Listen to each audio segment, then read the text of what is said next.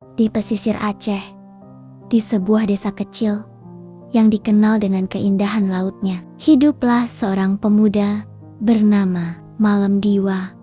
Ia adalah seorang nelayan muda yang terkenal dengan kegigihan dan ketampanannya.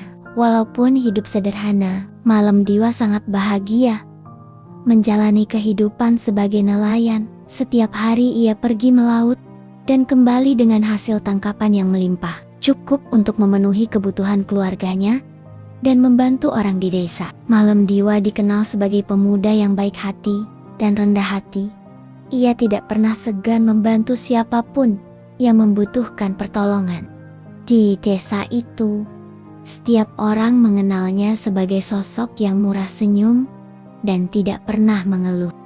Meski badai besar sering mengancam nyawanya saat melaut, dalam hati ia selalu bersyukur atas setiap hasil tangkapan ikan yang diberikan laut kepadanya. Namun, di balik senyumannya, Malam Diwa menyimpan sebuah impian besar. Ia sering memandangi cakrawala laut yang luas, berharap suatu hari bisa menemukan sesuatu yang lebih dari sekadar tangkapan ikan, sesuatu yang tidak pernah ia duga akan datang ke dalam hidupnya.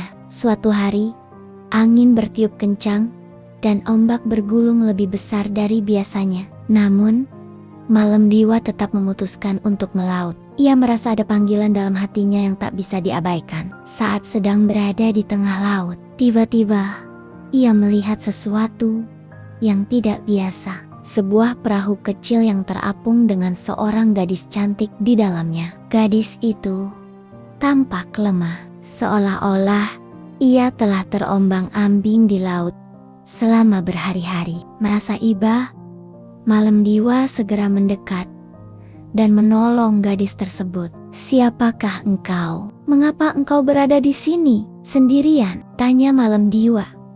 Gadis itu tersenyum lemah dan berkata, "Namaku adalah Putri Teungku-Bati, tapi panggil saja aku Bidadari Laut.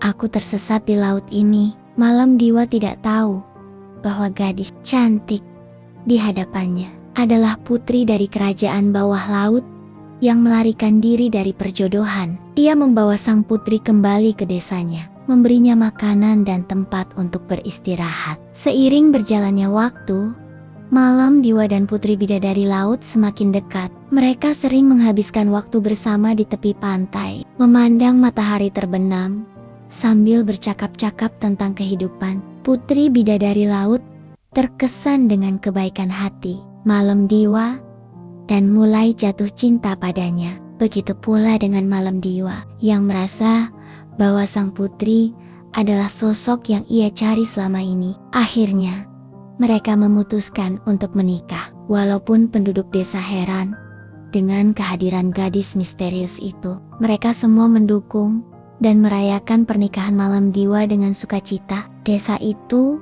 menjadi saksi kisah cinta yang begitu indah antara Malam Diwa dan Putri Bidadari Laut. Namun, kebahagiaan mereka tidak berlangsung lama. Di desa itu, ada seorang nelayan lain yang bernama Mata Hitam yang iri melihat kebahagiaan Malam Diwa. Mata Hitam sangat penasaran dengan identitas asli istri Malam Diwa yang tampak berbeda dari wanita desa lainnya. Ia mulai mencari tahu dan menyelidiki asal-usul sang putri. Dengan tipu muslihat, Mata Hitam berhasil mengetahui bahwa istri Malam Diwa adalah putri dari kerajaan laut. Mata Hitam segera menyebarkan kabar ini ke seluruh desa, hingga berita ini sampai ke telinga Raja Laut, ayah dari sang putri. Raja Laut sangat marah mengetahui bahwa putrinya menikah dengan manusia biasa. Tanpa pikir panjang, ia mengirim pasukan bawah laut untuk membawa kembali sang putri. Dalam sekejap, pasukan Raja Laut muncul dari dasar samudra dengan ombak besar yang menghempas pantai desa. Saat pasukan datang, Putri Bidadari Laut menyadari bahwa waktu perpisahan telah tiba. Dengan air mata yang berlinang, ia memeluk Malam Diwa untuk terakhir kalinya. "Maafkan aku, Malam Diwa. Aku harus pergi. Ini adalah takdirku."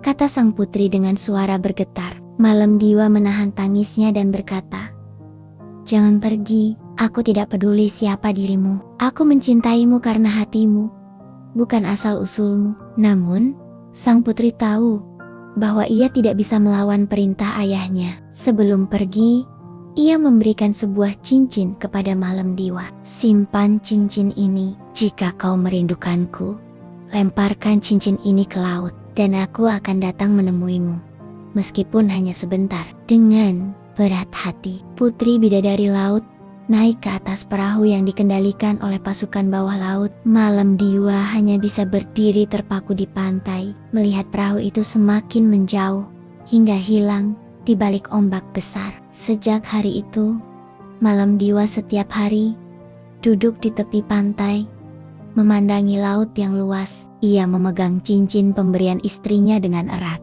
namun tidak pernah melemparkannya ke laut. Ia takut jika ia memanggil istrinya, mereka hanya akan bertemu untuk berpisah kembali. Ia lebih memilih menunggu dalam kerinduan yang abadi daripada mengalami rasa sakit berpisah untuk kedua kalinya. Waktu berlalu, Malam Diwa semakin tua, namun ia tidak pernah meninggalkan tepi pantai itu. Ia dikenal oleh masyarakat sebagai sosok nelayan yang setia, menunggu cinta sejatinya.